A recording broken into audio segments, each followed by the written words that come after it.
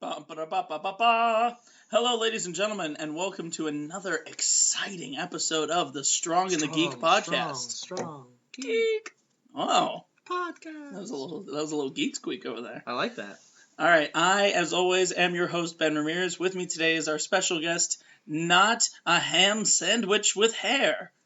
I prefer to be called a Ham Sammy. Oh, okay. Well, how's it going, Not Ham Sammy? Bad now. You're a sandwich racist. Oh yeah, totally. Yeah, I know. If it's not turkey, it's not American. Oh, jeez. But you know what, Ham Sammy? I think we actually have another special guest with us today. I would bet my buns we do. Oh, that was god awful. I know, goddamn. Boo! Yes, well, that person booing in the background is Adam from the legal department. Say hello, everyone in the live studio audience. Woo!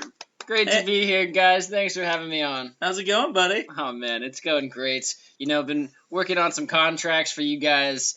Big things to come for the Strong and the Geek, and I'm really happy to be working in the legal department on making that happen. You're full of shit. Well, hopefully with you we can fight the law and not lose. Yeah. No, I have a 100% success rate, having yet to pass the bar, but that's a different story altogether. So if you all are wondering, hey, wait a second, you guys had a guest on the show last week, and now you have a guest on the show this week. Is this something you guys are gonna do? Maybe. Yeah, also, you should probably go see a doctor for your speech impediment. No? If that's the way you talk in public, That's how I speak? you're going to have a hard time dealing with any kind of customers or public speaking. And, Right. Dearly beloved, we're gathered here today for all to you guys mourn out the there, loss of a good old friend. for all those out there interested in, maybe being a guest on the show sometime in the future, let me just tell you, these guys do not pay you, so don't expect anything grand. Yeah, by the way, make sure that we do that legally. We pay you with, breakfast. I will say, the steak and eggs that we had before coming on air today were fantastic, and I'm very full. Yeah, well, you know what? Actually, that reminds me. Today we have a very special thing. We're doing a Saturday morning show, and in light of old, Saturday morning variety shows, we're doing a special review roundup rodeo. It's the review Yeehaw! rodeo, so we're gonna make you squeal like piggies. So we will get to all things review, even steak and eggs or whatever. We're reviewing whatever comes to our minds today. And this is, if any of you are unhappy with our reviews, in the words of the old idiom, fuck you. Go fuck yourself. Yeah. Quite respectfully, go fuck yourself. Yeah, there we go. I like that. All right, but first things first, down to business. Before we get to our review rodeo, yeehaw! We should talk about some news. Get it what done! we did this week. I don't know, whatever. At this point, you know what? We're 12 episodes in. Fuck it. No. Okay, so what did you all get into this week? We'll start with our newcomer, Adam from the legal department. Well, guys, I know that you have a lot of pressing legal matters that you need me to attend to on a day-to-day basis, but this week I was also providing my services to none other than the Washington Redskins. Oh, the Washington Football Club. Really? Have the or to those that are not a big fan of the disparaging mascot, the Washington Football Club, and so they brought me onto their legal team to do some contract work, and I've been doing a lot of research into this year's 2016 draft class. Now tell us, because you were telling me the other night, the word on the street is that you actually got to meet a couple players. I have had the opportunity to meet several players while working at the facility, including Nice. Kirk Cousins, great guy. Oh, wow. He's quite white, and I appreciated him and his Caucasian glory. Hey, it's cool that you met Kirk's cousins, but did you get to meet Kirk? Oh, you like that? Wah, wah. Yeah. Now, there's a pretty strong chance that after hearing this, the Washington Football Club is going to fire you, but that's okay. It's a Well- good thing that nobody listens to Yeah, us. right? And an aside here, fellas, and you're keeping this, on the down low. Oh, yeah, we're not recording this or anything. This doesn't need to be shared on social media platforms to include my personal social media account. You can just say Adam from the legal department, and they won't know which Adam you're talking about. It could be any Adam That's that true. works in a legal department. Except the Adam that just started who has not yet passed the bar exam with Washington Redskins. Unless there's a whole bunch of Adams. There's probably more than one Adam. There could be parallels Yeah. here, but Yeah. safe to say that team probably won't be getting wind of this. Yeah, unless yeah. you know what, that would be kind of cool if we could get one of those players on the show. You That'd know be what? sick. I'll see what I can do. Pull a few Actually, you strings. know what? On top of that, you haven't said anything disparaging about the team. You just said Kirk Cousins is really nice, and you work for them. Yeah. That is very true. That's not like Hillary Clinton's emails. Like, that's not top secret. Mom, don't get me started on that Josh Norman character. Oh no. He's really, really talented at football, Yeah, and yeah, you know, it was actually absolutely. it was cool. It was cool to meet him too. I got to go out to the field last week during their mini camp, and I got to see up close and personal the practice that was taking place, and you know, it was an exciting time to be out there with the team. So, in terms of reviewing the facility, Oh, we're getting into things already. Out of 10. out of 10, I'm gonna give it a 6. Okay. Okay. That's okay. Now, I'll be honest with you guys. I can't compare it to any other professional facility that I've been in. I've seen You mean football, professional sports any facility. professional sports facility for that Right. matter. But I can compare it to Penn State's athletic facilities, Mhm. and I was able to tour Penn State's football building, and Shout it out is Penn- just immaculate. Shout out Penn State, We are Penn State. Marshall. Brennan. All right, continue. So, Nittany Lions. anyway, There was that. like every if 10 anyone seconds. has been to Beaver Stadium and has heard that Nittany Lion roar, that was actually Ben, Not a Ham Sandwich, and me recording that sound. Yeah, And that they wasn't- layered it we- a couple we don't- times. We don't have a real lion here in the studio. No. I know you couldn't tell. By Rest how assured, accurate that we're was. okay here. But we're in the work of getting a line. Yeah, We're doing Oh. the paperwork. his name. So is what- Kinsey. just give Honestly, us- on the legal give us side, some though, we don't think that's safe. Give us But- some pros and like a pro and a con about Sure. the facility before we kind of So, tell you to shut the fuck up. Before I overstay my welcome here, one of the coolest parts about the facility is when you first walk in, we have 3 Lombardi trophies that are in a trophy case that you see almost immediately walking in, and then straight ahead you have this gigantic television screen that always is on the NFL Network. That's awesome. Hold on, sorry to cut you off for a second. I'll let you.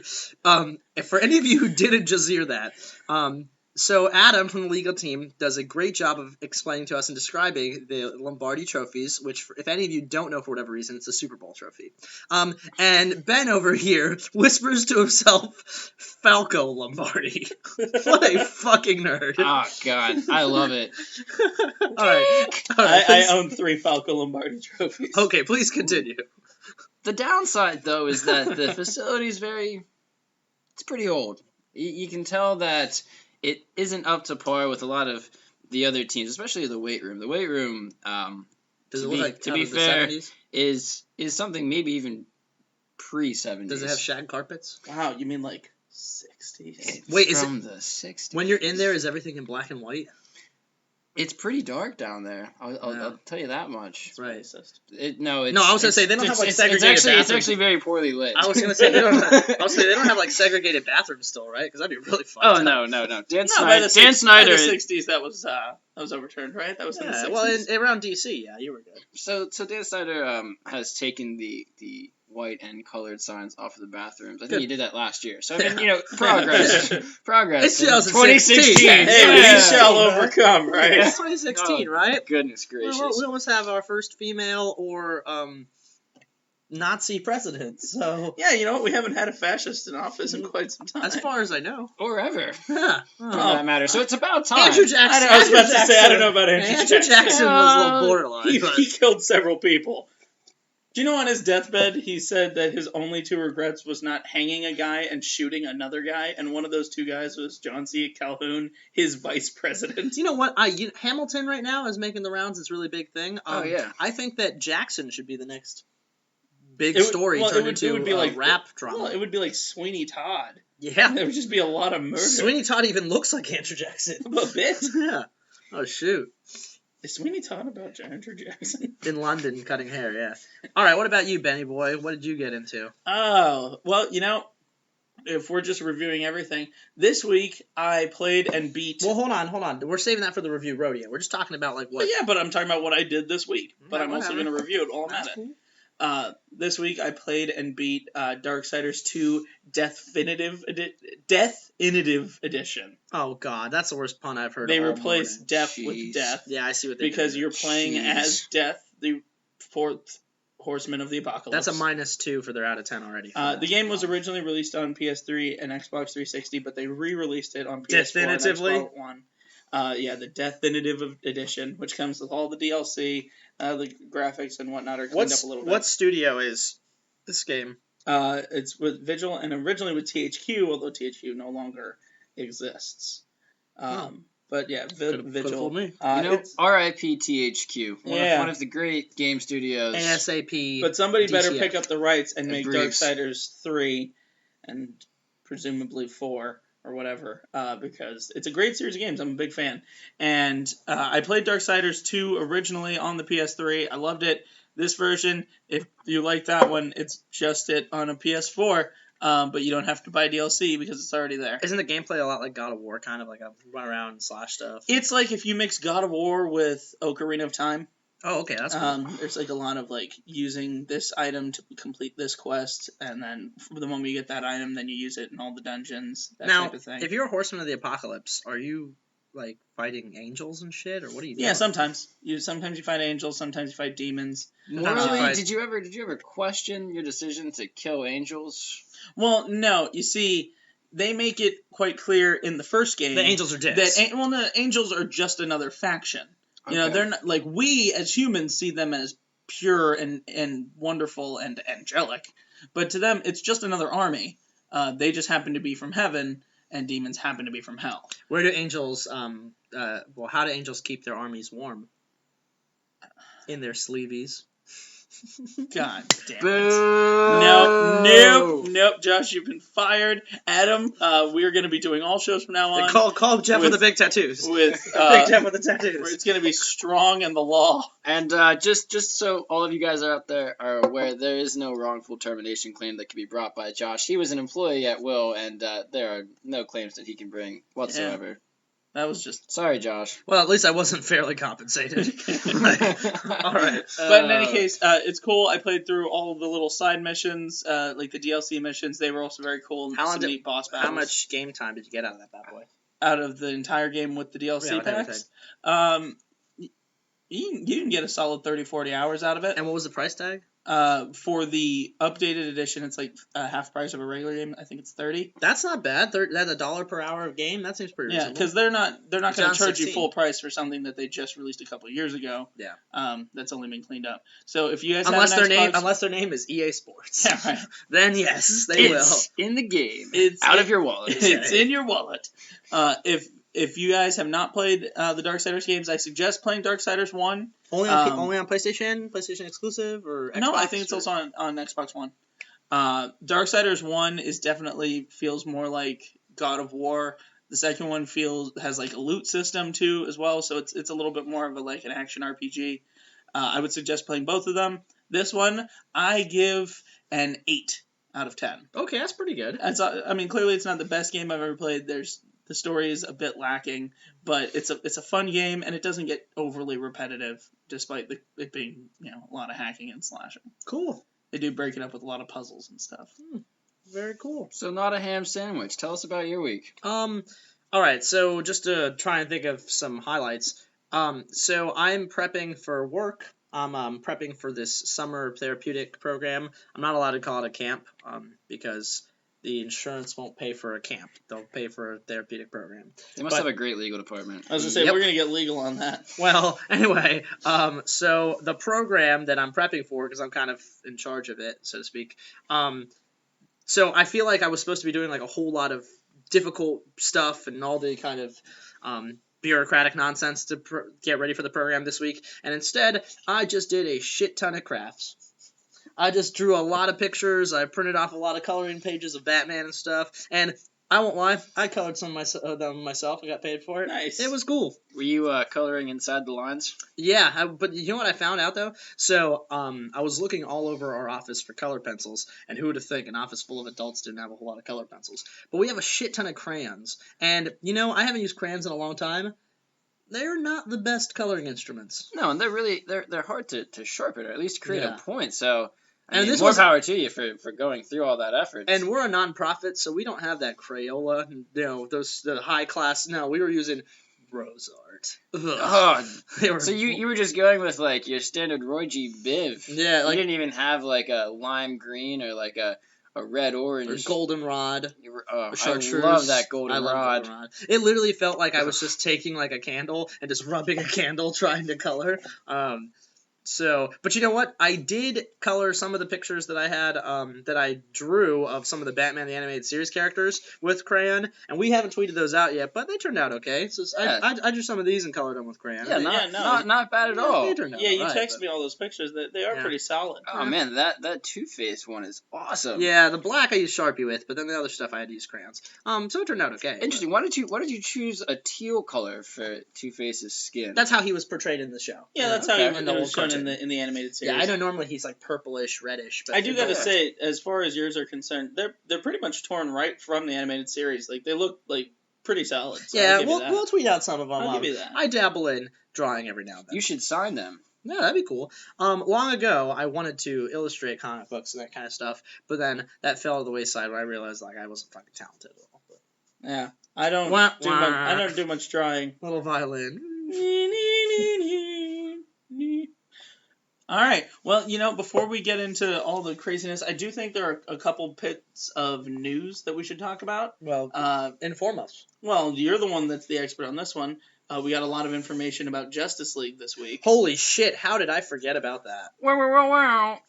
Yeah. So, are you gonna fill them in? No, please. This is All right, your area of expertise. Yeah. So Justice League, a lot of Zack Snyder invited kind of almost his harshest critics. His haters, yeah. Yeah, to come and tour the studio in London of Justice League on Friday. Which you have to give credit to the guy because he knows how much flack he got on Batman vs. Superman.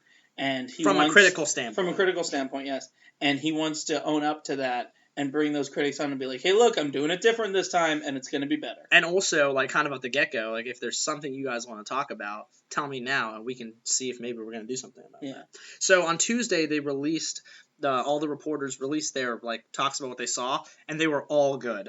Even, like, the one, I forget which reporter in particular, but there was one who said, like, I fucking hated Batman, Superman, and I went in there looking for things to tear Zack Snyder a new asshole on. And he left, like, happy. And just one brief thing that everybody unanimously said was awesome was The Flash. Oh, yeah. They all said that this Barry Allen, one, it's going to make you not feel like... Obviously, we all still love Grant Gustin on the Flash TV show. But they're like, no, we're sold that this Flash is cool, he's funny, and he's just the, like, energy we need in these movies. Yeah. I heard that there was a particular part in the script, as is right now, where Batman, or Bruce Wayne... goes up to Barry Allen. His and he's apartment. Like, I know who you are. You have superpowers, whatever. And he's like, no, I don't. What are you talking about? And then Bruce Wayne whips a batarang at him. And, of course, it slows down in midair. And Flash just grabs it and he goes, oh, my God, are you Batman? Yeah, he's like, you're and Batman? And he's like, yeah. Yes, I'll join you. And you're the Flash. And then the Flash is like, can I keep this? Yeah, they actually, Like- so what they did was they showed that clip to the reporters, and there's actually one part in it that you missed in between. So Bruce goes up and shows him the picture, like what we saw in Batman Superman, the clip. He's like, this is you, I know it's you. And Barry's like, no, it's not. Like, I don't know what that is. And then apparently the Flash costume is sitting in the middle of the room, like Barry just left it in the middle of his apartment. He's like, oh, well, what's this? And he's like, I go speed skating, and then Bruce is like, this is made with technology, the same technology from NASA that's used on shuttles upon reentry to save friction, and he's like, yeah, it's really intense speed skating, so it sounds like something Barry Allen would absolutely say. It sounds like they're taking a much lighter tone with this movie. Yeah. You gotta appreciate a little bit of humor after all of the gratuitous violence in the first installment. There was a lot of angriness. Now, there was a lot of anger in BVS, but that movie, to be fair, was heavily drawn from The Dark Knight Returns, which doesn't have a lot of humor in it, if any. This one is taking a lot of inspiration from the New 52 Justice League and some of the older Justice League stories, which all are happier, a little campier, and have those jokes. You have, Green Lantern being like, wait, so what's your power, Batman? Flight? Are you a vampire? And he's like, you're not just some dude, like, in a bat suit, are you? And he gives him the smirk, yeah. Yeah. That was from Justice League. Justice League War. Now, I also did hear that it's been confirmed that the villain is Steppenwolf. Steppenwolf for sure. Which is good because we saw that clip in that deleted scene from Batman v Superman. For some of you who don't, a lot of people didn't know if it was Steppenwolf or if it was Yukon, well, tell them who or if it was somebody else. Tell them who Steppenwolf is, because I don't even know if Adam knows who Steppenwolf is. Steppenwolf is Darkseid, the ruler of the planet Apokolips. It's his uncle and one of his primary generals. Like his lead general. Yeah, he's like his right-hand man. So ideally, we're going to have Steppenwolf coming to the planet Earth to recover mother boxes. 3 mother boxes that apparently one was given to the Amazonians, so Wonder Woman and her crew. One was given to the Atlanteans. And then the Aquaman. third one is what created Cyborg. Well, the third one was given to the humans at some point, and I guess we're assuming, that it's what was made with Cyborg. So Steppenwolf's going to be coming to Earth to reclaim those. Obviously, we're going to, as humans, do what we do best when aliens show up to Earth and kick their asses. Well, Darkseid and Apokolips are really fucking evil, so... They are... Well, I mean, they're dictators. If you don't know what Mother Box is also, so Mother Boxes are from the New Gods technology. They're computers, but they're like living computers that can control and adapt and do all this crazy stuff. And they also have the ability to open boom tubes, which are like dimensional portals that you go from one side of the universe to the other, and that's how Darkseid's able to like travel. little contained Skynets that can open up portals. Kinda, yeah. Which I guess Skynet did, except those portals were in time, not in space. Right. That's Very true. Whoa. Terminator. Boom tube. Weird. But in any case, obviously this is a setup for bringing a mobile strike. Bringing Justice League Darkseid War or Justice League... no, Justice League War. Darkseid. They're not going to... Whatever they're going to call... They're not going to call it Justice League War. There's already an animated But I'm saying name. they're not going to adapt Darkseid War just yet. That's way mythologically that way. Well, people said the same thing about The Dark Knight Returns and The Death of Superman, but they busted that out in movie number 2. That's true. So boom shakalaka. All right, they might be looking to just get and then the next one will be Darkseid War, and then after that we'll just do Rebirth. It's like they're just trying to get through all of the comics as quick as possible. But actually, you know what though? We didn't even mention that they did throw in a little bit of like Death in the Family with Jason Todd being dead. Fuck it, why don't we just throw in Killing Joke and a couple other things there too, and just. And then Batman's gonna find the Mobius chair out of nowhere. And then they're gonna bring back Jack Nicholson as old Joker, and they're gonna use a hologram for Heath Ledger and have Jared Leto and have all 3 Jokers. I just put that shit together now. Hit up Jeff Johns. See what he wants to do. He already knows. That's true. He knows all. He knows all. All right. So I think it's about time for our Geek of the Week. Why do you do that? Why? Geek of the Week! All right. Geek of the Week. Geekity geek of the week. Well, when did we start doing sound effects every time we did this? I think like episode 3 or 4. Yeah, we just said I don't know. We started making sound effects. All All right, Benny boy. We don't use a soundboard. Benny boy, you introduce the Geek of the Week because you know all about it, and then I want to hear Adam's take on our Geek this week. All right, so we have set a precedent in the past with interspecies geeking. So this week, we are going to have a couple Geeks of the Week that are an interspecies... A family of geeks. A family of geeks. A geek genetic line. It's presumably a mama and papa raccoon with a little baby raccoon. Or it could be a same-sex raccoon couple. Yeah, or they could just be 2 raccoons that are looking out for a baby. They're not necessarily maybe parents. they adopted it. Yeah, possibly. Interracial raccoon. In any case, there are 3 raccoons, one of which is clearly smaller and is presumably some kind of an infant raccoon. Oh, he's a baby raccoon. And then there are 2 Can we call adult-sized them raccoons instead of raccoon? Baby coons. Raccoons? Baby coons. I don't know if we're going to go with baby coons. I'm going to go with raccoon. You might want to go back to legal there, Adam, and double check. Talk to HR about presumably, it's artistic expression here, guys. Come on, that's valid. Just don't forget. We have a little bit of leeway. All right, so so there's these 3 coons. God damn it, Adam! And there's 1 baby coon. What do they do? So now the video is very short, but it's also super interesting. It's been shared around the internet a lot. And this it's week. absolutely adorable. It is absolutely adorable, and it shows that animals are way smarter than you think they are. They can come up with complex solutions to problems. Mammals are much smarter. Oh no, there are a lot of animals that can come up with solutions to conflict. Fish are still stupid as fuck. Octopus can open jars and shit. Octopi, and they are not fish. Octopussies? Octopushy. Yes. So these 3 raccoons. Mm-hmm. Right, these okay, so they climbed up what looks like a jersey wall or some kind of barrier, and the little baby raccoon is not tall enough to get up. So the one raccoon basically grabs the haunches of the other raccoon and holds it over the side of the wall so that that raccoon can then reach down and grab the baby and pull the baby up. It is teamwork like you don't even necessarily see humans doing. The humans would be like, well, maybe I could like get a rope or something. Hang on, just stay there. Do you get on your tiptoes? Those raccoons are like, nope, I got your ass. You hang over the side. Well, we live in the United States, so there's also a chance that if it was humans, they'd be like, let me pull out my AR-15 and blow this fucking wall down. Yeah! Here's what I'll do. I'll shoot your foot, and in pain, you'll jump up the wall. Second Amendment RPG, let's blow this fucker up. Well, Trump 2015. Ben, They wanted him a year ago. Retroactively. they got the years wrong. So Ben, I saw this video this morning, and I was amazed. Isn't it great? You know, the baby coon was clearly in distress. Say it one more time. Or she. It's looking up like, what do I do? It is completely helpless. And, you know, these other two coons, apparently... God damn it. I don't know why we're all laughing. I've never heard that that's an offensive word for anything before. No, me neither. For a raccoon? Me neither. I mean, I think that's actually the appropriate name to call raccoons in. Yeah, I guess you want in to the shorten zoo it to world. racks. There were 3 little racks running around. Yeah. And that baby rack needed help from those 2 big racks. I think it's a politically correct way to shorten Oh. the name raccoon. I don't know if I'd say politically correct. Raccoons don't hold political It's office. zoologically correct. Well, we can go that far and say it's I zoologically think we should correct. name these raccoons. I'm gonna Instead of just saying Mama, Papa, and Baby Raccoon. All right, Adam and Steve, and baby.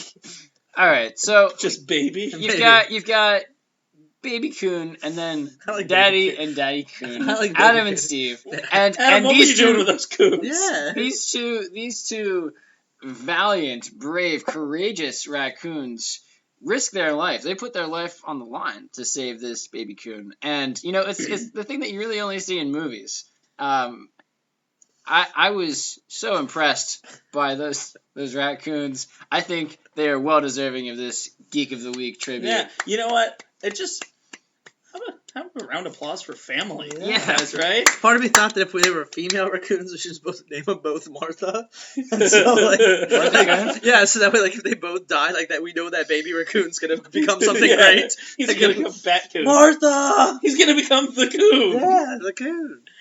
Oh man, yeah, no, it was great. You know, the funny thing is when I watched the video, I had a thought that was, I thought to myself like, oh, you shouldn't think that because that's not necessarily true. People grow up in single parent households and are perfectly fine. But I was like, look, if it was a single parent raccoon, they wouldn't have been able to do that. The good sense of a 2-parent household. Now here's the thing though. What if that second raccoon was actually a mistress or a mister? Oh God. I mean, yeah. Ooh.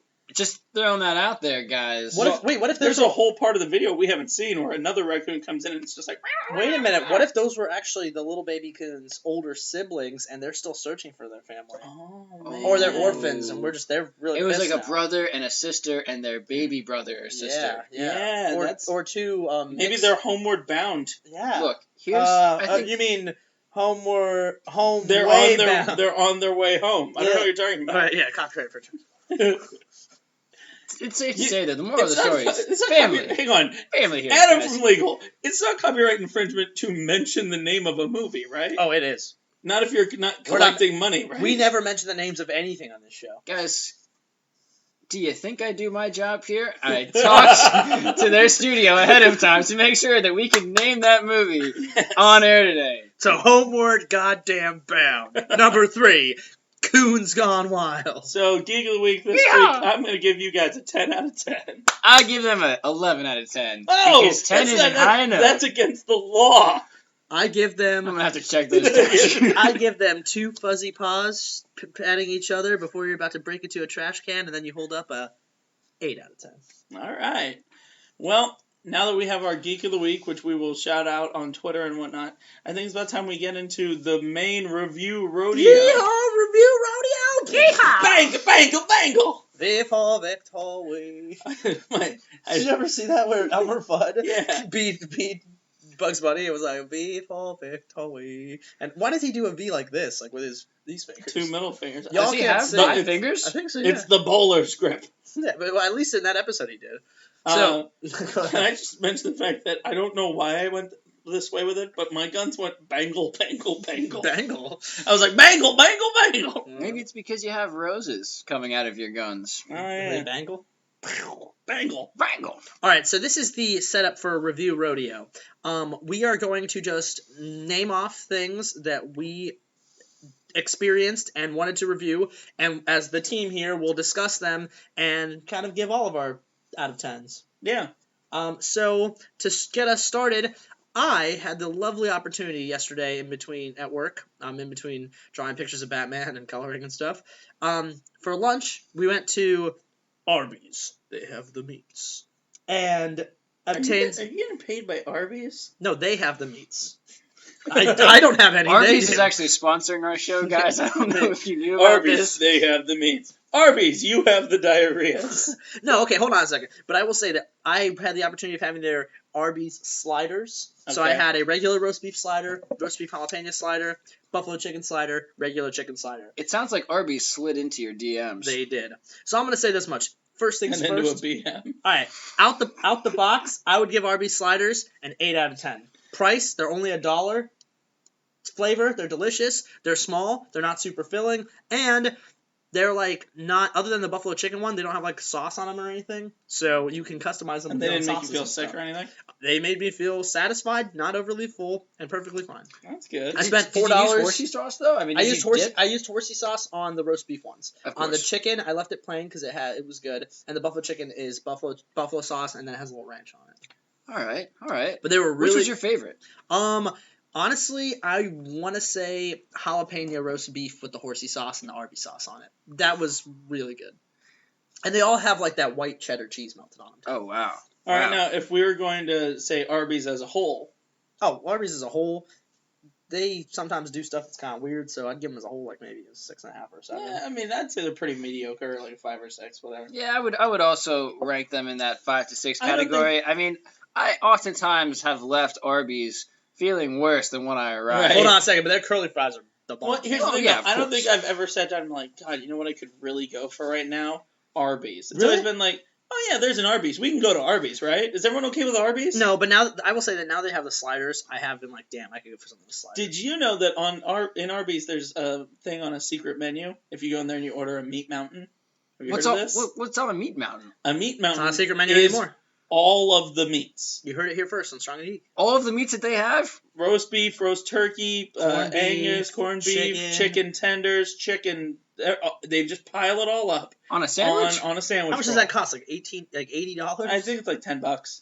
That's a deal. That's a real deal. You could take a meat mountain and probably feed 3 people. You could take a meat mountain and then bring some Ziploc bags, take the meats off the sandwich, put them in bags, and there you go. It's cheaper than going to the deli. Probably not as fresh, but yeah.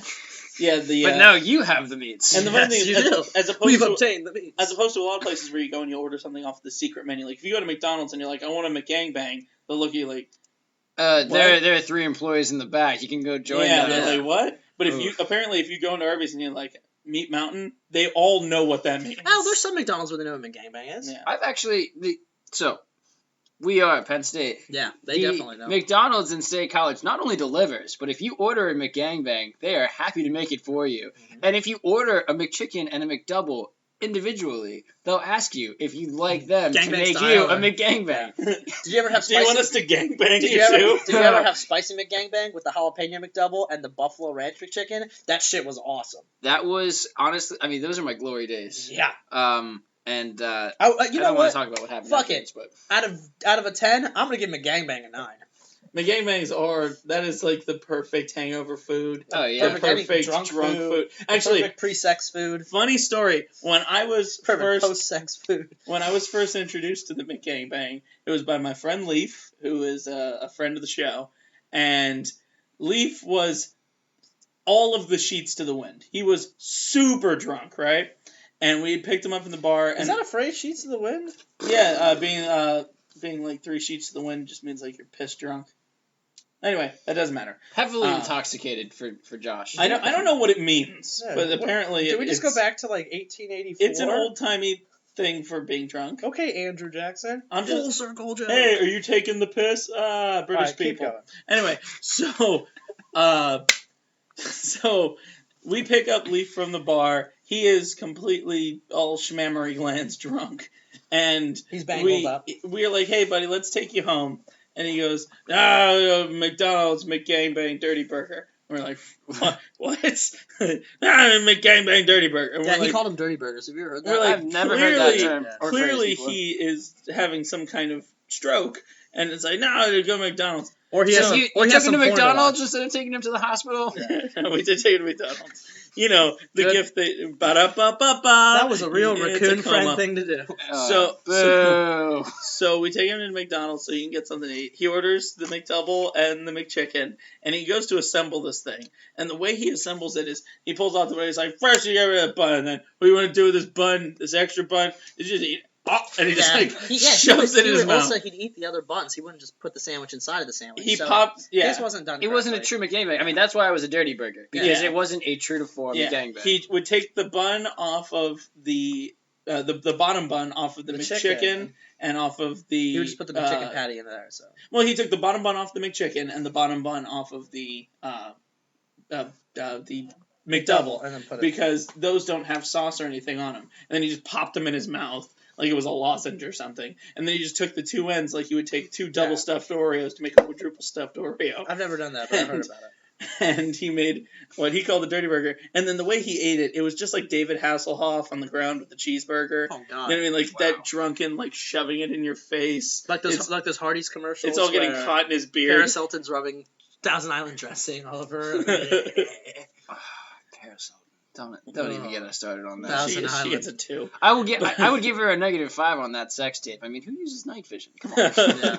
One night in But that- Paris, more like one night in bad quality. That wasn't even a particular joke, that was just event a declarative statement. where I got to see Leaf drunkenly eat a dirty burger / McGangbang, however you want to put it. It was a dirty burger. I'm gonna give that one a 9 out of 10. Nice.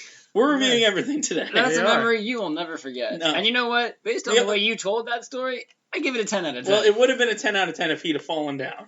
But because he Yeah. managed to stay in his seat the whole time, only a 9. So equilibrium kind of fucked. Yeah, up for a yeah. second. How dare he have balance? Homeostasis, my ass. He really must not have had sheets blowing to the wind if he could stand up without Well, he falling. was sitting. Oh. I wanted to see him fall out of his seat. All right, Adam, what do you got to review? Well, since we're on the topic of food here, I want to review the Crunchwrap Supreme that I had last night. Now, those of you out there are probably thinking, oh, you went to Taco Bell? Even better. I'm home for the weekend, and my mom made her signature Crunchwrap Supremes. Yeah, I heard that your mother makes Crunchwrap And you know what? Supremes. Josh, who has taken a moment to probably use the little boy's room, has actually had those Crunchwrap Supremes in the past. Haven't you, Josh? Wow, really? He's a big fan. He's giving 2 thumbs up here. So, my mom asked me what I want for dinner when I come home every time I'm back in town. And I was like, I don't know, Mom. Just make whatever makes you happy. And so, she surprises me with these Crunchwrap Supremes. And let me tell you, I would rate these guys higher than Taco Bell's Crunchwrap Supremes. And those are pretty good. They are pretty good, and they're good to go. However... You're thinking outside the bun. Oh, as I oftentimes do. Dong. In the legal world, we can't just think inside the bun. We have to think outside the bun as well. Hey, so, boxers or legal briefs? Oh. Ha! All of the Anyway, above. Please continue. That was another dumb one. I enjoyed it, though. So, as I was saying, my mom, she makes this great seasoning that she puts on the ground beef. She uses a homemade nacho cheese sauce, wraps it up, puts it in the pan, gets it nice and toasty. Everything's nice and melty, and it is just an 8.5 to 9 out of 10. Where I would give a Taco Bell Crunchwrap Supreme on average a 7 out of 10 Yeah. because it isn't usually consistent. If I may interject, I also have had Adam's mom's Crunchwrap You Supremes. gave him a 2 thumbs up earlier, didn't you? I gave him 2 thumbs up earlier. When you were in the bathroom, you gave him 2 thumbs up. I did. I wasn't going to make mention of it, but Adam's like, he went to the little boy's room. No. Just so you know, listeners, Josh is a human and has to pee sometimes. And before he went upstairs, he said, "Fuck it, we'll do it live." And to be fair, I did wash my hands.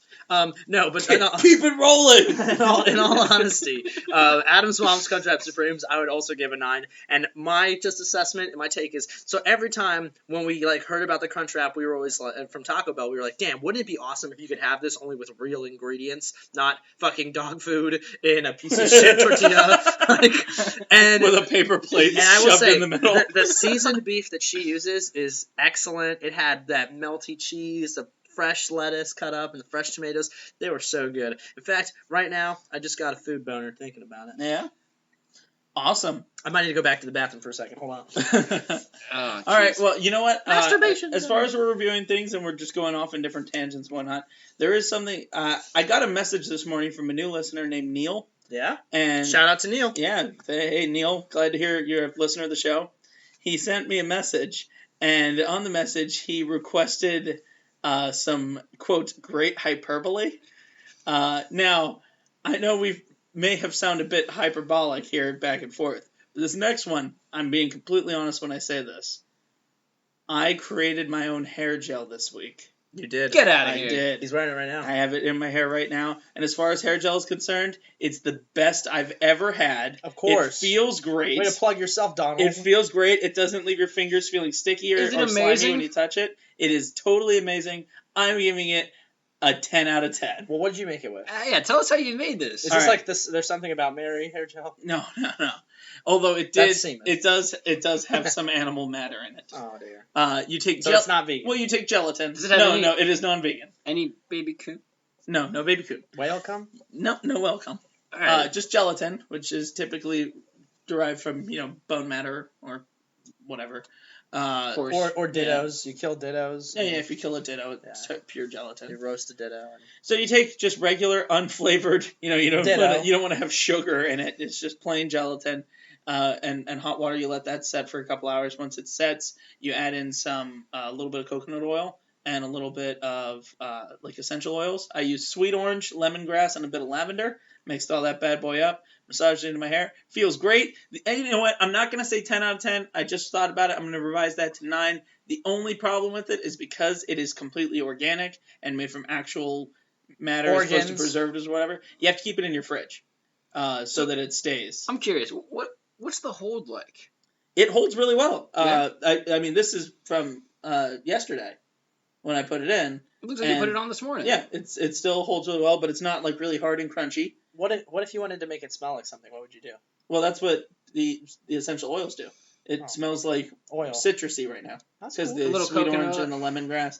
You don't really get much of the coconut oil because essential oils are so powerfully strong. If you would like some of Ben's Strong and the Geek hair gel, just hit us up, I guess. Do you have a name for this hair gel yet, Ben? Or is it still a proprietary formula? You know what? I just created it, but if I was going to name it, because it's got a bit of citrus to it, a little bit of lavender in there, and it's made with horse hooves and coconuts, I would call it Citrus Slaughterhouse. I like or that. Ben's Special Sauce. Or Aqua de Gio. Citrus Slaughterhouse is the name of the brand, and then in parentheses the tagline is Ben's Special Sauce. You know what? Agua de pipi. Aqua de Gio. Eau de toilette. Ben de Chanel.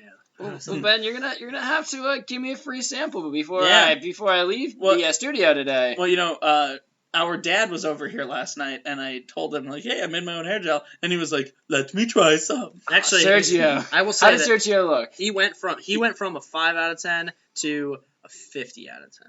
He looked very dapper. He brushed his hair and put a little bit of it in. Looked quite dapper. He probably made Mama Charlene a very happy woman last night. Nah. Yeah, because it's soft. The coconut oil gives it a little bit of shine. I'm very happy with this. I'm proud of myself for coming up with this. Wait a minute. Hold on. No. Did we just make our parents' sex joke? Maybe. I think that kind of flew under the radar there, but Oh, no. But all right. Also, just a quick happy birthday shout out to Mama Charlene. Last night was her birthday. Yeah. She is the strongest and geekiest of us all. And aside from my mother, she is my favorite mom out there, and I love her very much. Yeah, most of the Mother of God's cool, but So, Anyway. so Ben, I just have one quick question before we move on. Sure. What made you decide to create your own hair gel? Okay, well, here's the deal. My wife and I watched a couple videos where they were discussing like things that are in food and different products that people use, like makeup and whatnot. And a lot of those chemicals are derived in a lab and aren't necessarily good for human bodies. Sure. They're not necessarily bad for human bodies either, but they're not great. And that's why, like, I've always used hair gel, but a lot of times I have to bounce around different products. It's like this one, it makes my hair get too hard, and this one, it makes my hair feel slimy, or this one makes my fingers get sticky when I touch it, and I hate all that. And a lot of times they smell bad too. They just smell like chemicals. So I was like, you know what, we're gonna start to get a bit hippie here You went and start full-on hippie. making our own products at home. We do stuff like make our own lotion and whatnot. I was like, I'm going to look up a recipe, make my own hair gel. I tried it out, and it works perfectly. Well, that's cool. I will give your hair gel, just out the box without trying it, a 7. You know what? I'm a little bit kinder in my ratings. I'm giving you a 9 out of 10 just because you look dapper as fuck right now, Thank Ben. you, sir. There you go. Thank All you. right. Okay, so next thing I would like to review is, to completely switch gears, I want to review, but this week we had the Tokyo update for Rocket League, so I wanted to review Rocket League All right, on go for Xbox and PC. So for any of you who, for whatever reason, don't know, Rocket League, also known as RL by our most avid listener, JB, he'll know who he is. What up, JB? He calls it RL. On RL, so it's a game where it's a racing game, so to speak. You play as a car, and you're driving around your little car, but it's a soccer arena, and you're trying to score goals with your teammates. You can play 2, 3, or up to 4 players on a team, and you just drive around and jump around with your little car, and you try to score these goals. So it has the sports fun of FIFA, and then the racing adrenaline of Forza or something. Or more like a Twisted Metal. Okay. Maybe even a And- Need for Speed. And yeah, actually that's a good example. Or Mario Kart, because there's a lot of like boosts and power. It sounds like how Do, do, do, the do, do, people do, do, in the do. world of cars would play sports. Right, and you put them together, and it's actually a really fun game. And so I would have originally given it an 8 out of 10 pre this update. But this update actually, a lot of the things that were keeping it down from being higher. For instance, the frame rate sometimes would get a little choppy. I mean, it's a cheap game. It's not like a $60 game. Right. You couldn't play for a while there. You had, if you were just on Xbox or just on PC. Now it's cross-platform, so you can play against each other. It used to crash every now and then, and the servers would crash. You had to like restart your Xbox to get back on. That's been fixed. The graphics are a little bit more fluid, and the controls feel a little more fluid. So honestly, after the update, it's still a super fun game. The replay value is huge. I'm gonna have to give it a 9.5. Wow. For what it is. I've heard a lot of great things about Rocket League. I also heard that they're in development of a basketball They version. have. It's called Hoops. They have the Hoops mode on there, and Hoops actually I'd give like a 5 out of 10. Okay. It's the stupid ass mode. They had a hockey mode too, where it was a puck, and the arena was like really slippery. That one was fucking hard. So was it harder to control your vehicle on It the was ice so- compared to a it was- normal it was field? so much harder. How do you get the ball in the hoop? So you can Are jump. there and- ramps? You have no. Well, yeah, there's ramps, but also you jump and you have boost. So you have to like hit the ball up in the air and then jump and boost and then hit at the right angle while in the air to have it like get projected into the hoop. So I mean, just how humans play basketball. Right, but it's About very. throwing it in the air and then It's- jumping, punching you it. score significantly less in hoops because it's very hard to. So we actually we call it flying car when people jump and then use their boost so that their car like will go flying and you have to steer your car in the air. Mhm. I suck at it. To be fair, if you can do it consistently well, you're a Rocket League master, but it's really difficult and it's really super fucking annoying when someone takes a shot and it's like up in the air and you're like, okay, when this comes down, I'm going to clear it out of here, we'll be safe, and then we'll take it down, try and counterattack. And then you see a fucking car come flying from the other side of the arena and just, vulture that thing from the sky and it goes straight in your goal A upper little 90. bit of like an alley-oop. Yeah, but it's like they'll always hit it like upper 90, there's nothing you could have done.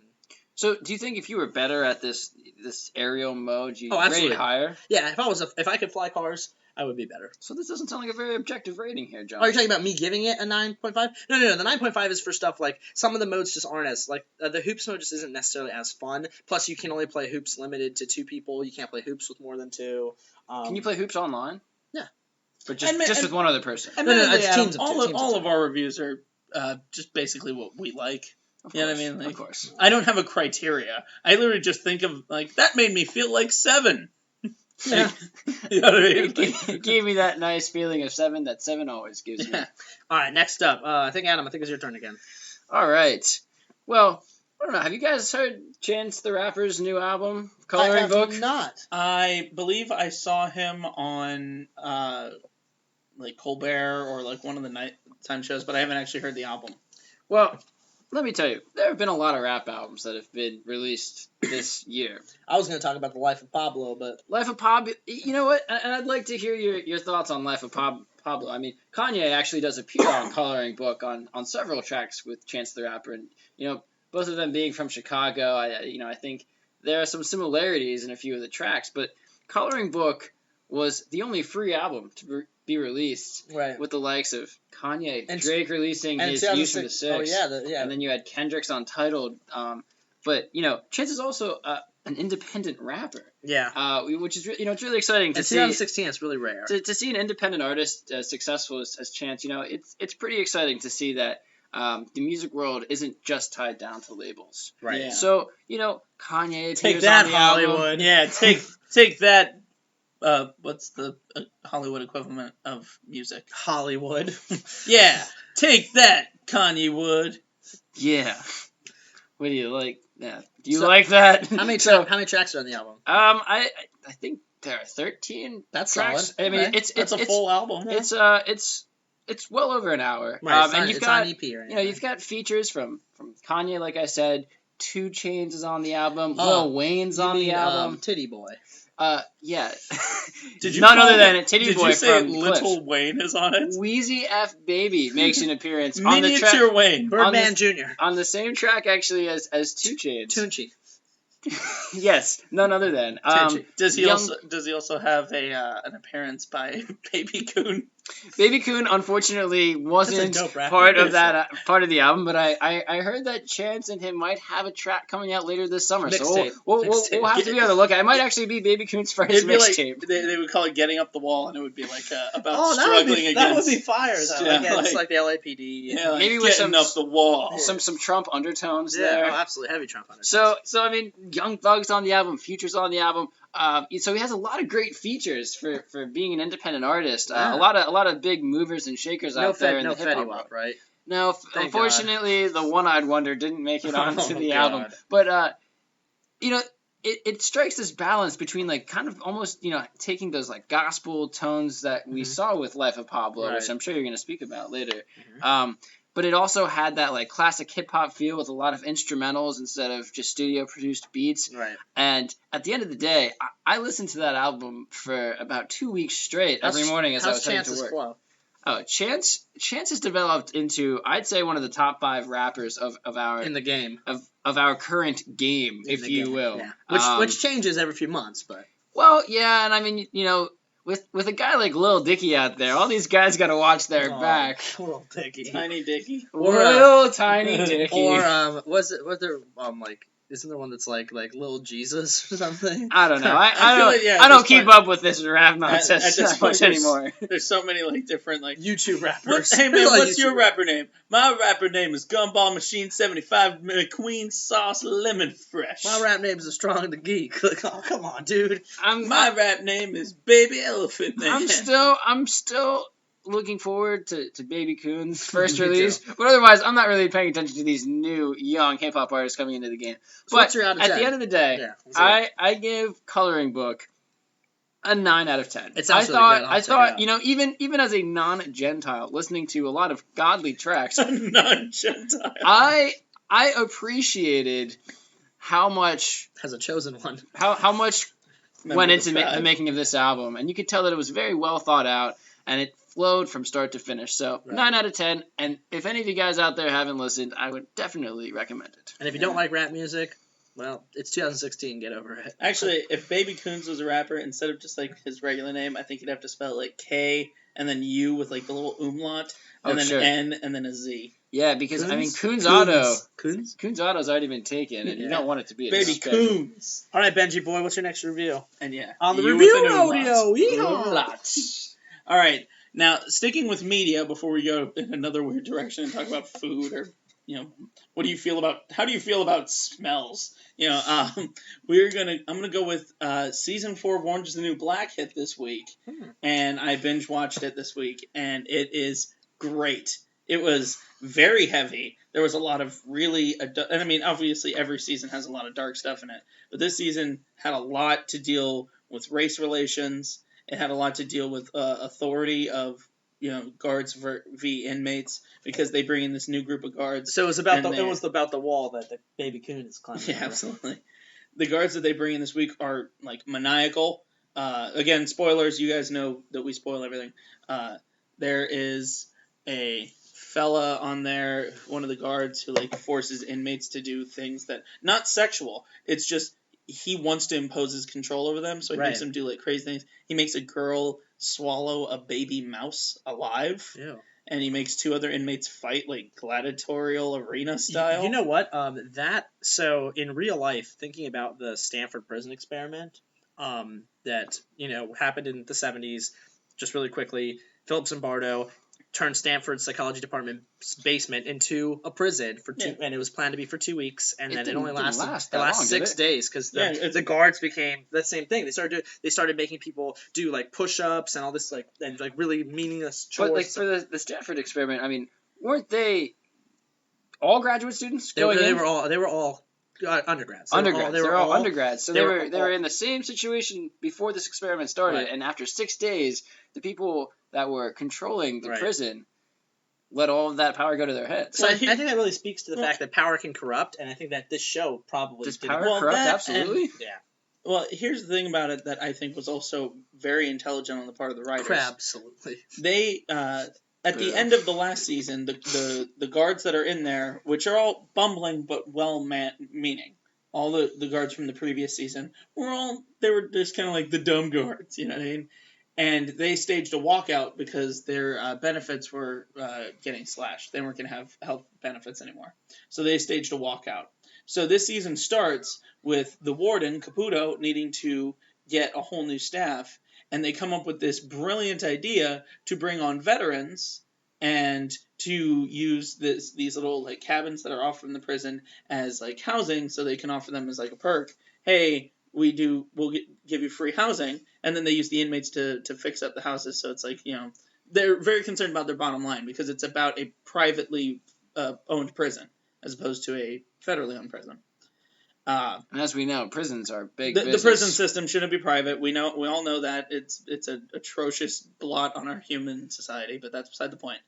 The problem is that these veterans aren't guards. They're not trained guards. They're just former soldiers, and then they're given a job where they have this power dynamic. I feel like something that they don't mention explicitly, but it's kind of implied, is if these guys were trained how to be guards, maybe we wouldn't have this problem. Because like there's another situation where a guy doesn't know what to do with an inmate that's giving him a hard time.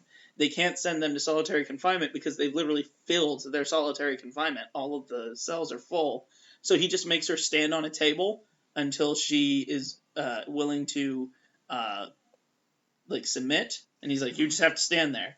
And she's like, well, fuck that, I'll just stand here. She ends up standing there like awake for like 3 days or something like that. She has to wet herself, like peas like right on the table, and she's they don't allow people to feed her or to give her any water or anything like that because they're trying to break her so that she surrenders, and she just stands on the table until something happens and the whole prison has to get locked down and they're forced to let her down. So she wins. She wins, winner chicken dinner. But she has to stand on a table for like 2-3 days. So what is your review for? I think that this season, while it did have a couple things that I was like, well, that's campy, that came out of nowhere, but some of the big things that happened were great, and the emotion to it was great. I'm going to give this season an 8.5.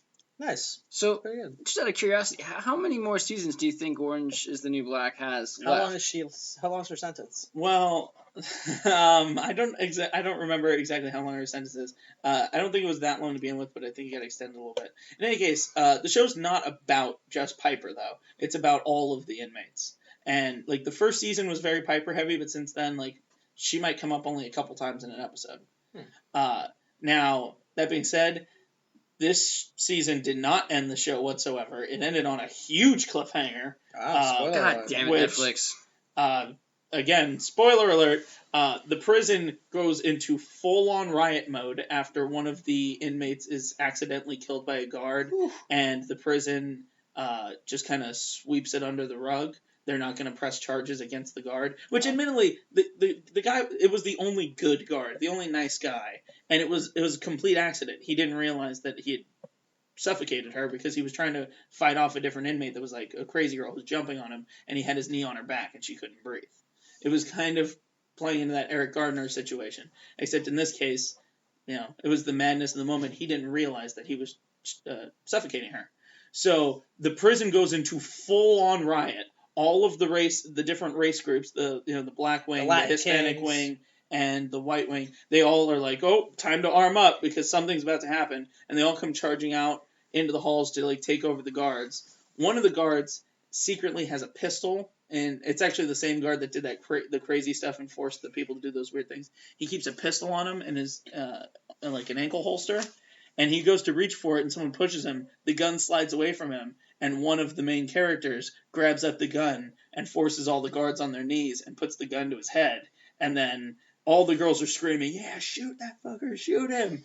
And the season just ends with her holding the gun to his head, so you don't know what's going to happen. Wow, that's intense. I was hoping that it would fade. The show actually always fades to orange at the end of each episode. It's just like a blank orange I wonder screen. why they would do that. Yeah, faded orange and blank. It fades to orange, and I was hoping you would just hear the sound of a gunshot, but they didn't even give me that. So I was like, wow, what's going to happen? You might have to wait until next season to hear Yeah. that gun go off. But that was a great cliffhanger. I hope that they never renew the show. So that You think that's just where it ends? So that you never know. All right, fair enough. I'll talk about Life of Pablo then. really quick. Yeah, go for it. I don't really have. Life of Pablo's been out for a little while now. I don't have. But you know what? Which version have we been listening to? That's true. The Spotify version Right. when it finally got released on Spotify. He actually just updated it, I think, last week or Really? 2 weeks ago I with a haven't new heard that. song. Wow, we'll have to check that out. Life of Pablo is one of those. So Kanye's newest album. Kanye West, as you know, if you've listened on this show, we think he's kind of crazy, but He's provocative. but musically, I mean, he's a genius. He hangs out with Pablo Picasso. But no, musically, he's pretty inclined. And I will say, as someone who has listened to every Kanye album to this point, I was actually kind of a fan of the Life of Pablo. At first, I was confused, but then it grew on me. What was one of your favorite tracks? Oh, my favorite track by far is No More Parties in L.A., and it might be one of my new most favorite Kanye songs.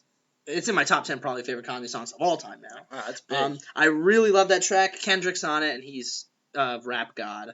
But I must say that I like how you were mentioning before when you were talking about Chance, that this one does kind of go back to some of that more soul, almost gospel feel that we had a lot of in College Dropout and Late Registration that we didn't have for pretty much for any Kanye since then. I like that that's kind of come back. And to be honest, I must admit, as silly and goofy as it is, when he says if he gets bleach on his t-shirt, he's going to feel like an asshole, I chuckle out loud every time. One of my favorite tracks on it actually included Chance. It was Ultralight Beam. Ultralight Beam's good. And a little bit of MJ Blige to go in there with the mix. I thought The Life of Pablo also had a lot of features, but what I was a little disappointed in was how little it featured Kanye rapping. Yeah. Kanye didn't rap nearly as much as I was hoping He's doing a lot of other stuff. I would give I would say in terms of the production and when Kanye is rapping, I would give the album an 8. I would give it a 7 because it never felt like a finished product to me. Yeah. But overall, I was excited when it came out. I mean, there was a lot of hype surrounding it. And, to see him kind of edit certain songs and release, quote, finished songs a couple weeks after the album was released was pretty cool. Just to kind of see that an album could be a living, breathing piece of art instead of just being a static work that wouldn't be changed. I also think it's dope that he samples throughout the album. He samples bites from Street Fighter 2. That's sweet. Every now and then you'll say, perfect, Sonic Boom. And let's not forget, he is probably responsible for Panda becoming a world sensation because I don't think anyone knew that Designer was featured in full. Yeah. until a couple weeks after the album dropped, and now it's pretty much the most popular song out there. And I must say that to hear Kanye, we all know that Kanye loves Kanye, but to hear him just go on a Kanye thinks Kanye is a 10 out of 10. Oh well, most people think Kanye is like a 3. Well, when you listen to I used Kanye, to wear a pink polo, and I thought I was Kanye. I love Kanye, like Kanye loves Kanye, and you know, honestly, I love that track. I mean, because it shows that he's able to kind of poke fun at And joke himself, about it, and yeah. he's self-aware of how people perceive him to be in real life. So for me, Life of Pablo, an 8. All right.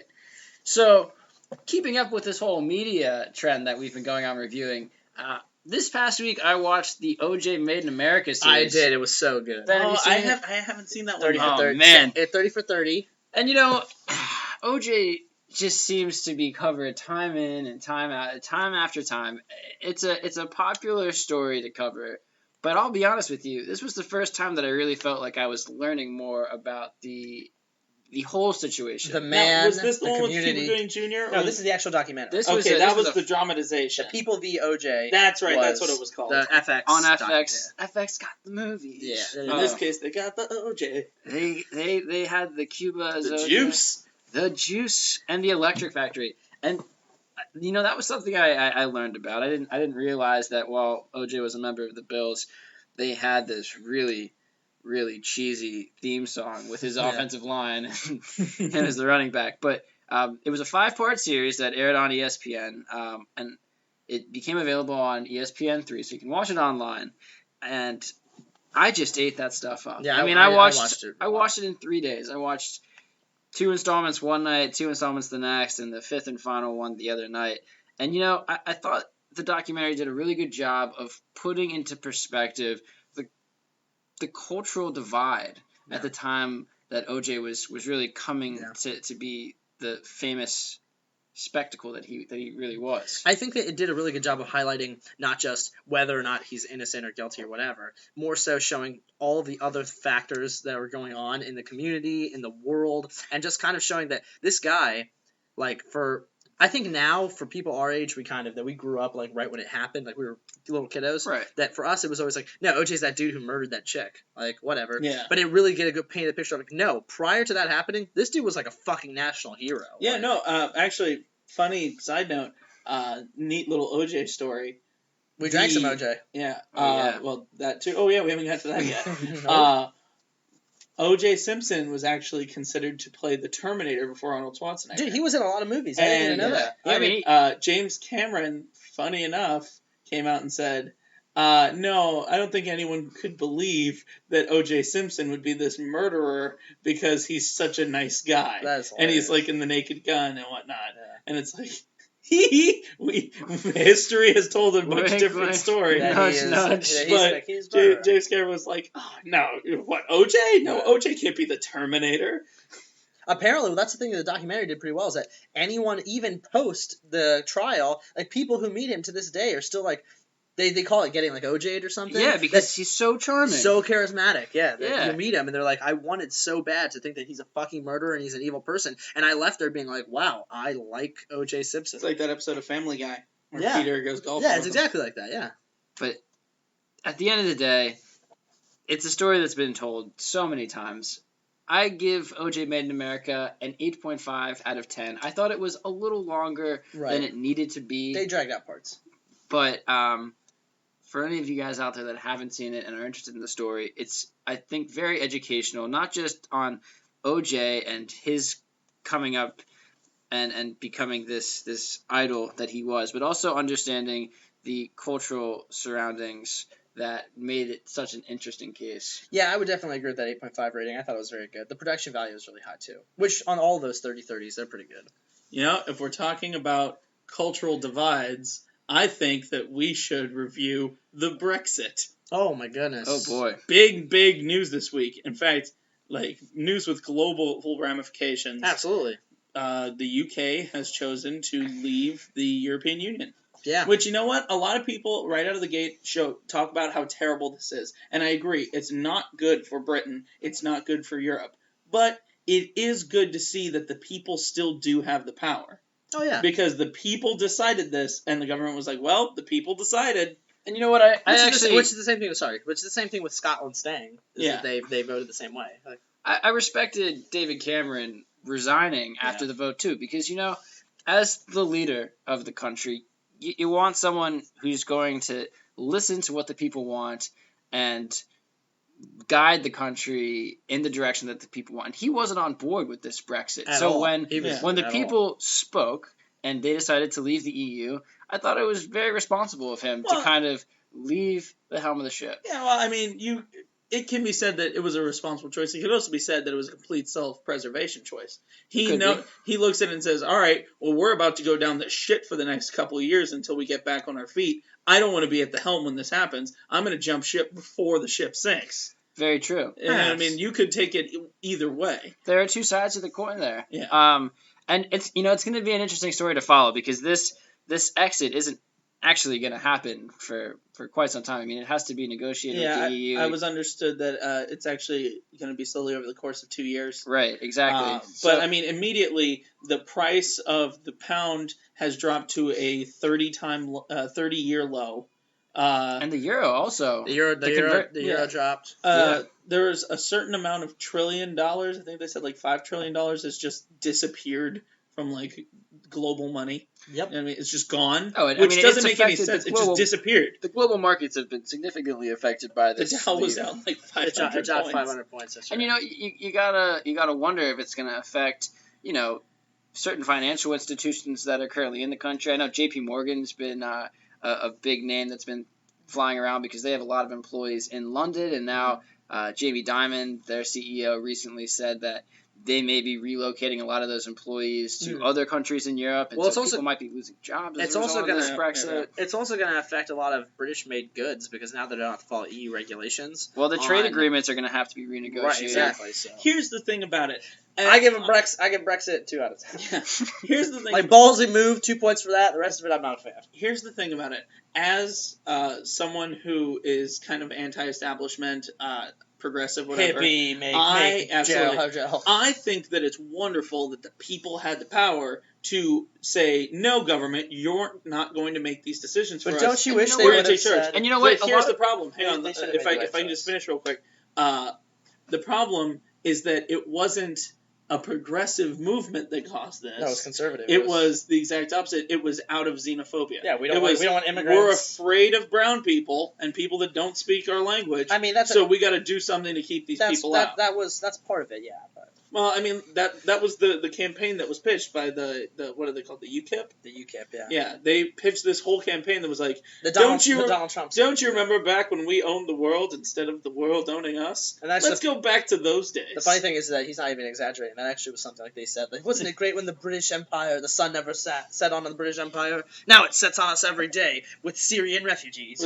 It's getting really dark here in Britain, if you see what we mean. And it's not even time for tea yet. Yeah, it was very clearly, it was just like if you took Donald Trump and spread him out over a party as opposed to just all condensed into one dude.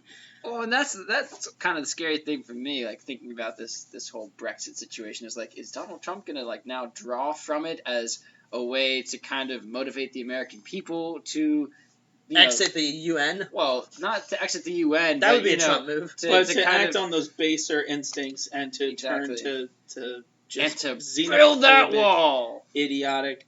Yeah, no, I think that for the people of Britain and for the world as a whole, this is a bad thing. But it is nice to see that just because some elites have, all the power, they don't necessarily get to make the decision. We still have the power as people to decide what we want, even if we're wrong in doing so. That was very V for Vendetta of you. Yeah. And so I'm gonna give this. This is gonna be a bad thing. I'm gonna give this a 1 for the world, but a 6 for the people of Britain. Tally-ho, mate. They showed up and with an above average amount of control over their government. You're fucking stupid. When we elect Donald Trump, you're gonna give the people who voted for Donald a 6 out of 10 for good for you people for choosing what you wanted. It's fucked up, but good for you. I said for the whole world it's a 1. All right, fair enough. You're out of 10. Well, I just want to say we have no idea what this is going to do to the world and to the country. We have our predictions. For one day, it's We been have- pretty bad. We have one day of data, Right. and that day wasn't Right. good. But you know what? We have yet to see what's going to happen as a result of this. So I don't want to say this is a 1 for the world. I'm not even going to give this a rating for the world. For the people, I give it a 5. Because I think that some of the people were well informed, while others were just basing their views on UKIP. on basically what they had been fed by UKIP. Yeah. And you know what? I think it's exciting to see that people still have a voice. Yeah, that's true. I am a little concerned about what it's going to mean globally, but since we haven't seen it yet, it's hard to say if it's going to be a good thing or a bad thing. So let's just hope for the best. Speaking of feeding. Well, hold on a second. I have Oh. some. All right, so we just got real political on the Strong and the Geek. We don't normally do that, but I kind of like a little intellectualism every now and then. But fuck that noise. Back to what we do best, our nerdy sort of stuff. I did want to put in my retroactive review for this week. I had the opportunity to obtain through Amazon and read Batman: The Man Who Laughs, which is the graphic novel. The graphic novel telling about the first time, shortly after year one, when Batman and at the time Captain Gordon, encounter the Joker for the first time. It takes place about 3 to 5 months after Red Hood fell on the chemicals at Ace Chemical and stuff. So, the story is phenomenal. So it's Batman foiling this plan. Joker first comes out. He steals a van, so he's able to live Broadstream, and he's basically naming high individuals in Gotham that by midnight they're going to die. And so they try to protect that person. For instance, the first guy, they try to go and protect him and put up a police blockade and stuff. And it turns out that Joker had already poisoned him with a time release version of the Joker poison, earlier that day. So at midnight, he starts geeking out and laughing. They're like, fuck. They realize, this guy isn't just a madman. He's got a plan. But the story begins with them breaking into a warehouse because there was there's some homeless person smelled like decaying people and called the police. They go in, and there's just dead bodies everywhere of homeless people, of other kind of vagabonds, and they all have the Joker face, but they're all melting and deformed and stuff. And Batman gets there and he's looking around, and then Gordon's like, what did you take of this? And he's like, it looks like whoever was doing this was practicing. And it kind of shows you because we always think about oh yeah, the Joker had this poison gas that perfectly makes people laugh, get the smiley face, and die. But no, he would have had to develop that over time, and this shows how he did it, and it's fucking evil.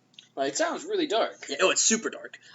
It was a great book, though. The writing was really well done. It's narrated by Batman and by Gordon, and it goes kind of back and forth between the two of them. And then, obviously, the dialogue with Joker and all the other characters. The only thing that I wasn't a huge fan of was the artwork. I draw a blank right now on who did the art in that one, but the inking and the penciling and the coloring just... I felt it could have been a little better if it was drawn by, let's say, like Tim Sale, who did Long Halloween and Dark Victory and stuff. That would have been awesome, but it was not. So I would give it a 9 out of 10. Wow. It's very, very good. Awesome. Yeah, every now and then, for instance, every now and then the Joker's face looks kind of strange. Well, speaking of dead bodies and justice... We had steak and eggs for breakfast. Oh, man. And it was delicious. So, we were talking earlier about how Mama Charlene celebrated her birthday last night, and Josh, being the wonderful son that he is, went out and bought a lot of steak and a lot of shrimp, and he bought a little bit too much steak. Yeah, too much shrimp. We had a cookout party here at my house. Cooked everything up. It was very good. But, we had some steak left over. We had a lot of potatoes left over. So this morning we got some eggs, made some steak and eggs and potatoes. And Adam, you brought blueberry muffins from Giant. Oh, yeah. Their bakery over there, which were also quite good. And we enjoyed some early morning cocktails. Yeah, so Before the hour of 10 o'clock, we were sipping on some adulterated OJ and some adult coffee as well. So we had, for instance, Tropicana 50 OJ with peach brandy, and I'm going to give that bad boy right out of the box a solid 8 out of 10. Oh, I give it a 10 out of 10. Really? Hands Wow. down. I really liked it was kind of like a fuzzy navel. I think it was very sweet, and that's the brandy, and so it was a little sweet for my taste. So 8 still great, but But the thing was, the vitamin C really got me going. It kind of And that was juiced me up. He's got juice. He's got the juice. We keep talking about the Yeah, juice. dude. Wait, The juice got the juice. How did we not do like speaking of OJ? I said we know. drank OJ. No, but the Jews always got the juice. Oh yes. Oh, yeah. Jews. Well, why didn't we have Juice. bagels this morning? I don't know. I mean, Bagel. bagel. I'm a very strong advocate you of didn't bring having a bagels. bagel for Yeah, breakfast. that's weird. Chicka. Boom, boom.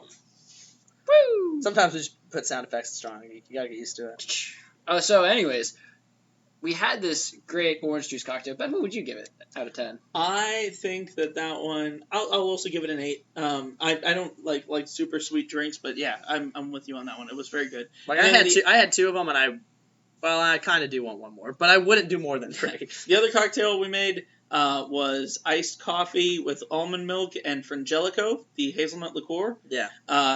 With enough hazelnut liqueur in it that you could taste the hazelnut, but could not even pick up the alcohol content on it whatsoever. It just tasted like a hazelnut iced coffee. It was delicious. Right. I'm giving that one a 9. I don't really drink coffee, so I didn't try that bad boy. But as a non-coffee drinker who didn't try it, I'll give it a 9. So one of the things we noted as we were making this beverage was the Frangelico bottle. It reminded us a lot of syrup bottles. And Yeah, like Mrs. Butterworth or Aunt Jemima. Aunt Jemima. Yeah, we had really Giant brand. We had never taken the time to notice that the Frangelico bottle looked almost like it was crossing its arms. So we found that to be pretty interesting. And although I didn't have a full cold coffee beverage with the Frangelico, I did happen to pour a healthy portion of Frangelico into my coffee thermos that I came down here to drink throughout the show. You did. And coffee and Frangelico go together very, very well. So I'll also give it a 9 out of 10. Awesome. Wow. All right, so I feel like we should all do one final review and then maybe call it quits on our review rodeo for the night. Let's just do the lightning round. Well, hold on. No. I want to review. So last night, Adam, do a big one and then we'll Adam go on introduced me to a very interesting app for the phone. So for all of you lovely singles out there that particularly might have a chosen destiny or a Hebrew background, so to speak, our friend something about being part of a tribe. So the chosen people, if you will. Adam introduced us to J-Swipe. So it's like... Isn't that girl from Jersey Shore? J-Swipe, it does sound like it, doesn't it? J-Swipe is like Tinder, only for the Jewish community. However, he helped me make a profile for fun, and you can be a Gentile on there. I chose the section willing to convert, but you can also pick like no, just looking. When you get in the app, the interface is the same as Tinder, but when you swipe right, a happy little Jewish star pops. A little Jewish star with a smiley face. But if you're like, oh, no, boo, this girl, swipe left, oh, it's a frowny face. It's a sad face. Don't swipe left on her. And you can click and you can send them poops and stuff. Like, maybe I'll send a poop to this girl. Hey, this is Hallie or Haley? Haley, I'm not going to super swipe her, but if I wanted to, I could send her a poop. You were to send her a jupe. Yeah. That's a Jewish and poop. So you know what? The Jupies. I've got some Jupies. Given its user-friendly interface, its ability to send Jupies, and its ability to connect Jew and Gentile alike with cute little characters, I'm going to give J-Swipe an 11 out of 10. 11. No, I'm kidding. I'm going to keep my comments on this one short and sweet. Just a little context here. I live in D.C., and D.C. has a very large Jewish population, and the success rate on the app is just through the roof. Yeah. And for that reason, I give it a 10 out of 10. All right. Now here's what we're gonna do. What's your 10 out of 10 for J-Swipe? Oh, dude, it's because of my obvious love for the Jewish people and the fact that there's nothing better than finding random Jews to fuck than kosher vagina. I'm gonna give it 9 out of 10. All right, good for you, J-Swipe. Because there's always room for 1 point worth of improvement. All right, so I think it's time for. I think we should do the review rodeo lightning round. Yeah. For the lightning round, what we're gonna do is I'm going to count up. I don't know. What did it say? Something random like 84 seconds. Where we're just maybe a bit longer. Where we're gonna just say something. One of us will say something quickly, and the other two will give it their immediate out of 10 with no explanations. Just we're reviewing whatever it is. So let's get started. Can we do it in a country accent? If you do it, whatever you want. Get her done. All right. That feeling when you wake up and your hand's asleep. 6 out of 10. 8 out of 10. Okay. You gotta remember, the stranger is a real No thing. explanations. We're just doing the thing. Okay. on. So, all right. Trident gum. That's good for your teeth. 9 out of 10. 5 out of 10. Okay, go ahead. Jeez. Kraft macaroni and cheese. Oh, 5 out of 10. 7 out of 10. The smell that horse farm smells like. 6 out of 10. 2 out of 10. The NHL draft. 1 out of 10. Oh, 5. 4. Professional figure skating. Ooh, 10 out of 10. 10 out of 10. Oh! Go ahead, go ahead. All right. Hate crimes. 0 out of 10. Negative 5 out of 10. Okay. Donald Trump's spray tan. 11 out of 10. Fantastic. Fantastic. Huge. 9 out of 10. I'll give it a 5.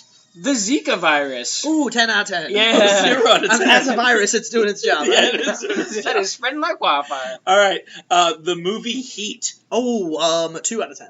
I'm gonna give it a 4. What? I've never seen it. I'm gonna give it a 4. Heat is a 9. I've never seen it. Okay, the erasers on Rosart number 2 pencils. Oh, 2 out of 10. Those things suck. Those are my favorite erasers. 9 out of 10. I'm gonna give it a 7. Okay. Pokemon Snap. Oh, 10 out of 10. Absolutely. That's Everyone fine. out there, That's everyone fine. knows. That's fine. That's gonna be great for VR, but that's beside the point. Katy Perry's boobs. Ooh. 7.95 out of 10. Oh man, 9. 9. And 9 bordering on a 10. I mean, Right. come on, guys. Shoot. ISIS.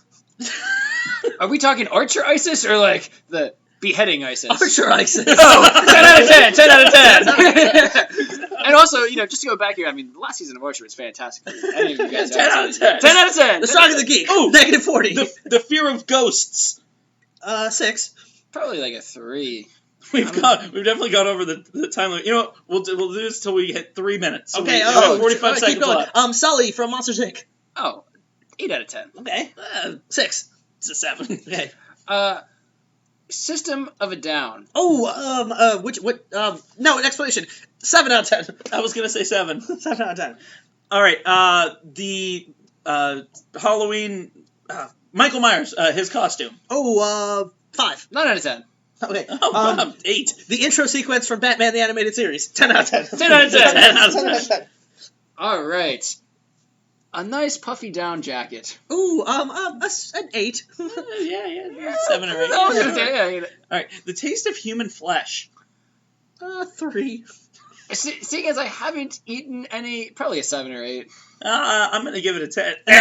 That's 3 minutes. Oh, All right, I like that. that was a rapid rodeo. Yeehaw! Yeehaw! All right, well that does it for our first annual, monthly, quarterly review rodeo. Join us next time Yeah! and we'll review all sorts of stupid stuff, and you'll look at and on your watch and say, "I wasted an hour of my life again." But let's end this episode the way we end every episode with our Clash of the Tights.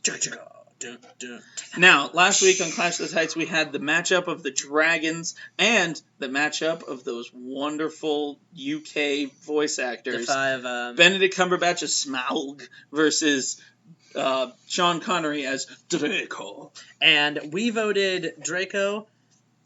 Jeff voted for Smaug. Big Jeff with the tattoos voted Smog, and the Twitterverse has spoken, and it's a stalemate.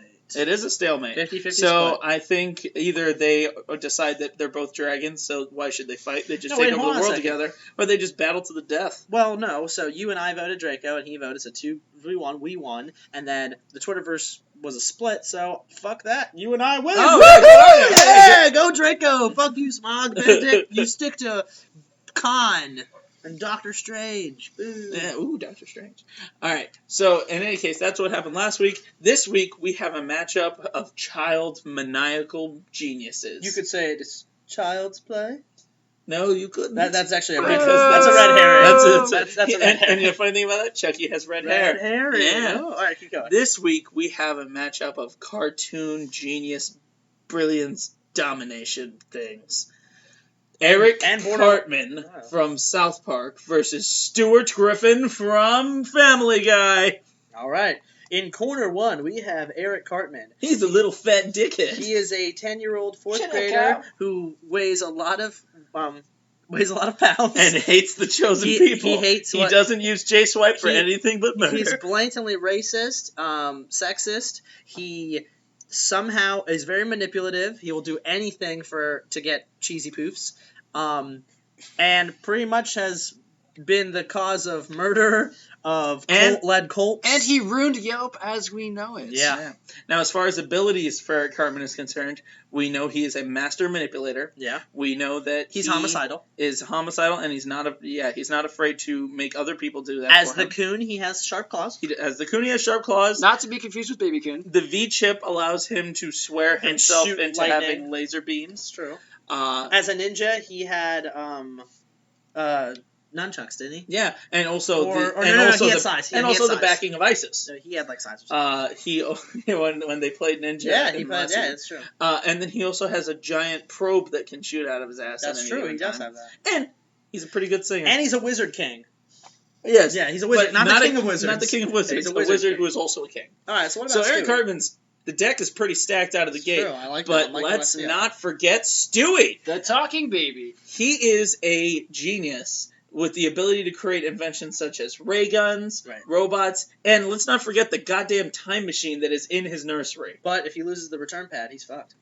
Yes, that is true. He is You related. know what? Mankind as we know it is probably fucked too. He's also related to Leonardo da Vinci, so that's cool. Yes, yes. He, time and time again, has bested his arch nemesis, Bertram. I was going to call him Wernstrom, but that's Yeah. Futurama. Yeah. Bertram, yes, his pseudo-brother.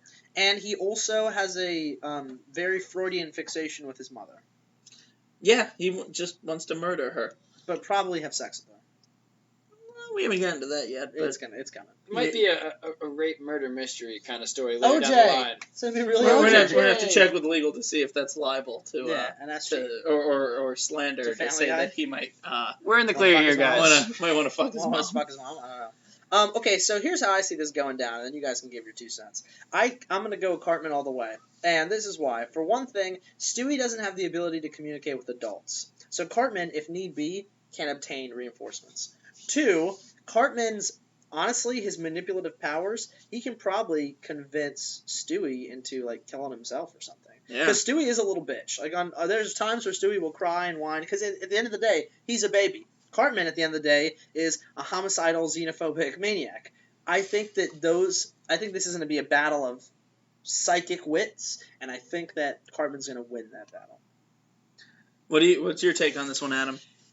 Fuck that anti-Semitic little elementary school bastard. Stewie all the way. Oh, okay. Okay. And you're going to give reasoning? Or I think I did that. Fair enough. Yeah, It's no. his anti-Semitism will be his downfall. That's fair. All right, so we have a split here. Now, me personally, I want to vote for Cartman because he is the master manipulator. He is like 50% Lex Luthor, 50% the Joker. You know what I mean? Like that's 50% Cartman. Brainiac.